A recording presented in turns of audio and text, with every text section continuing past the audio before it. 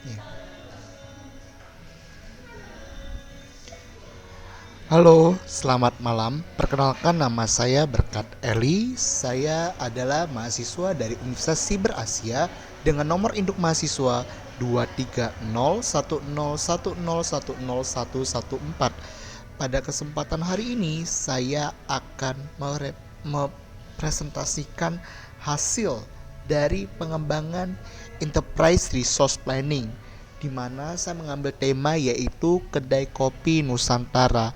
Jadi dari sistem perencanaan hingga implementasinya, saya sendiri yang mengerjakan tugas ini secara individu telah membuat PowerPoint sebagai berikut. Jadi di PowerPoint ini akan dijelaskan secara singkat bagaimana dari proses perencanaan hingga implementasi bisnis kedai kopi Nusantara ini berjalan. Mari kita akan mulai ya dari beberapa file ya. Oke. Oke, untuk kedai kopi Nusantara ya. Jadi untuk ringkasan eksekutifnya, ERP mengintegrasikan 4 modul inti untuk mengubah proses manual menjadi operasi digital yang sinkron dan real time.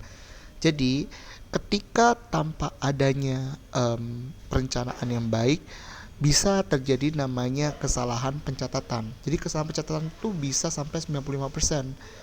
Nah, kalau misalnya kita tidak, dengan kita menggunakan ERP atau Enterprise Resource Planning atau perencanaan sumber daya yang baik secara enterprise, itu bisa meningkatkan efisiensi secara 40%.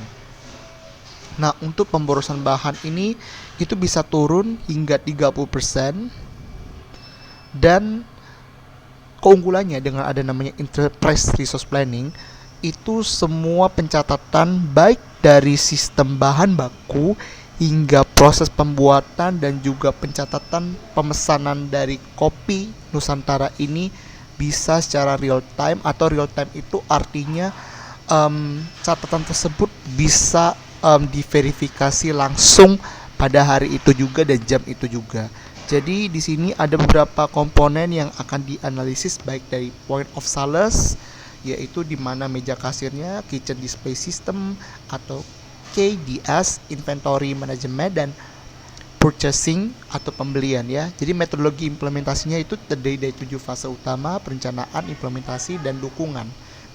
Jadi dari fase pertama ada perencanaan dan inisiasi. Jadi tujuan dari ruang lingkup ini, POS atau yang kita sebut dengan kasirnya, itu terintegrasi untuk mempercepat transaksi. Jadi ketika transaksi itu masuk, itu akan masuk ke database sistem pembelian ya. Dan KDS untuk komunikasi kasir dan dapur. Jadi ketika misalnya kasir tersebut menerima pesanan, itu akan masuk ke dapur. Yang ketiga, stok real time dengan notifikasi otomatis. Jadi ketika misalnya sesuai dengan bahan yang tersedia untuk keperluan pembuatan suatu minuman, nanti dengan banyaknya pesanan, nanti kita bisa lihat apakah pada hari itu kuota stoknya itu bisa memenuhi. Contohnya misalnya ada 90 minuman yang bisa disediakan pada hari itu. Nah, dengan kita adanya sistem ini yang terintegrasi dengan baik lewat POS atau dari sistem kasir yang terdiri dari komputer tersebut yang tersimpan dalam database server, ya, hal ini bisa kita lihat dan ini bisa memudahkan kita apabila misalnya kalau kita rasa sudah memenuhi kuota harian di mana produk itu hanya bisa dijual 90, maka kita bisa tahu, dan ini akan mengurangi kesalahan dari komunikasi antara kasir dan dapur itu sendiri. Dan ada pembelian berbasis stok minimum. Nah, untuk in scope-nya itu terdiri dari POS, KDS, inventory, purchasing, integrasi, dan pelatihan. Nah, nanti ini seperti ini ya. Jadi ada pemilik yang memutuskan pelanggaran keputusan, konsultan IT untuk koordinasi jadwal risiko, analisis sistem berupa proses konfigurasi, developer, kasir, barista. Ini yang menjadi poin utamanya. Nah, ini gap analisisnya, ada pencatatan stok, Jadi ini manfaatnya ya kalau dari sebelumnya manual dan ketika real time, apa yang menjadi manfaat utamanya ternyata prioritasnya menjadi lebih tinggi dan lebih mudah seperti itu. Dan ada kelayakan investasi dan mitigasi risikonya. Jadi total investasi awalnya itu 16 juta. Nah, itu udah termasuk dengan biaya komputernya, implementasinya, pelatihan itu yang berarti dari sistem kasirnya dan sistem dapurnya, server cloud itu berarti untuk menyimpan database dari penjualan tersebut, data-data yang akan masuk ketika misalnya pesanan masuk, dan ini akan menentukan berapa stoknya dan berapa keperluan dari bahan yang akan perlu disediakan pada hari itu. Nah, resiko utama dari mitigasi ini ialah resistensi staff. Jadi staffnya itu bisa punya beberapa perubahan ya, bisa ganti mode ya, bisa terjadi keterlambatan, migrasi yang tidak akurat. Ini juga yang terpenting, bahwa kadang-kadang migrasi tidak akurat itu bisa menggagalkan dari sistem enterprise resource planning itu sendiri. Oke. Nah, ini pemetaan first bisnisnya, kita bisa lihat ada alur transaksi penjualan. Ini seperti yang umumnya ya, saya percepat. Arsitektur sistem dan desain database itu ada front end itu bagian yang depannya itu ada kasir, PDS, inventory, dan purchasing. Back end itu ialah orang yang membuat sistem itu, yang menggunakan bahasa Python dengan logika bisnis dan workflow engine. Database-nya kita bisa menggunakan database PostgreSQL, dan ini bisa digunakan untuk melihat transaksi secara real time. Oke, ini desain antarmukanya dan spesifikasi teknis. Itu ada POS, ada KDS, inventory, dan purchasing. Teknologinya kita tahu bahwa untuk membuat sistem ini kita menggunakan Python ya, bahasa Python. Oke. Nah,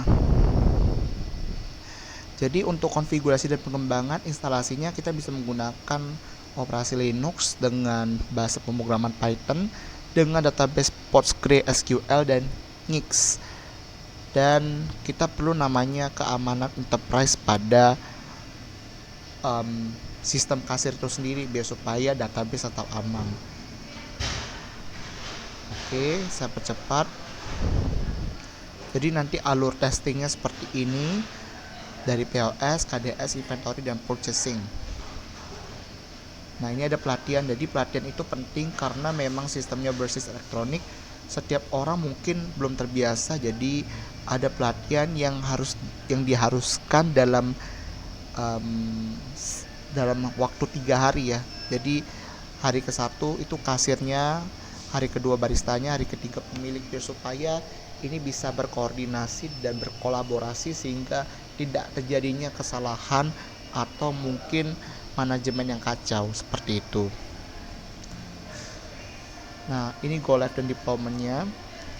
Jadi sistem ini akan berjalan bersamaan selama 1-2 minggu. Mungkin beberapa orang akan tidak terbiasa, tetapi dengan adanya tim support berupa on-site lead technical atau orang yang melatih secara di tempat yang dituju, tempat yang langsungnya, ada konsultan online-nya, dan ada key user per role. Jadi satu orang hanya memegang satu peranan.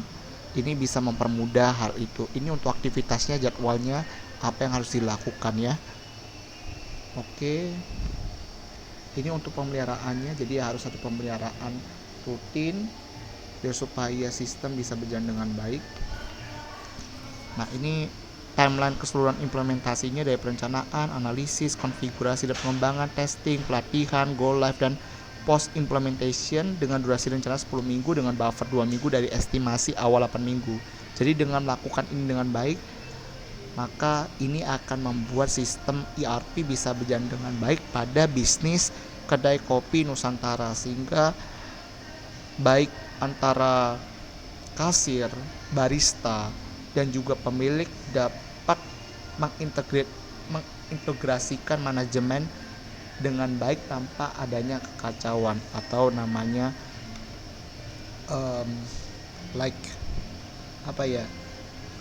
mess up ya. kacau ya, kacau dalam sistemnya. Karena kan kalau nggak ada integrasi atau perencanaan lebih dahulu, tidak ada namanya pembagian um, role base atau pembagian orang berdasarkan peranan, itu pasti akan gini sih, menjadi susah. Oke, seperti itu. Dan faktor kunci keberhasilan itu harus ada 4 komponen. Pemilik itu sendiri, karena pemilik itu yang menjadi pemilik usaha, partisipasi dari stafnya baik dari kasir, barista, dan juga ya, 2 komponen ini harus terlibat secara aktif, dan juga dari tim IT itu sendiri, manajemen yang baik dan dukungan teknis.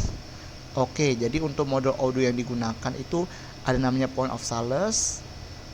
Jadi ini kasirnya, ini penjualannya, ini pembeliannya, ini stoknya. Inventory itu stok ya. Jadi misalnya ketika pada satu hari itu untuk dari kedai kopi itu misalnya buka dari jam 8 pagi sampai jam 10 malam, maka stok yang diperlukan dan dapat dibuat pada hari itu berapa, nanti bisa tercatat pada database dan akuntansinya untuk mencatat pengeluaran dan pembukuan, dan juga untuk menghitung berapa keuntungan, laba, bruto, dan netonya. Seperti itu. Baik Ibu, terima kasih untuk waktunya. Saya telah bisa mepresentasikan ini. Mohon maaf apabila saya melakukan kesalahan serta melakukan usaha sebaik-baik mungkin. Terima kasih Bu untuk waktunya, dan sampai jumpa.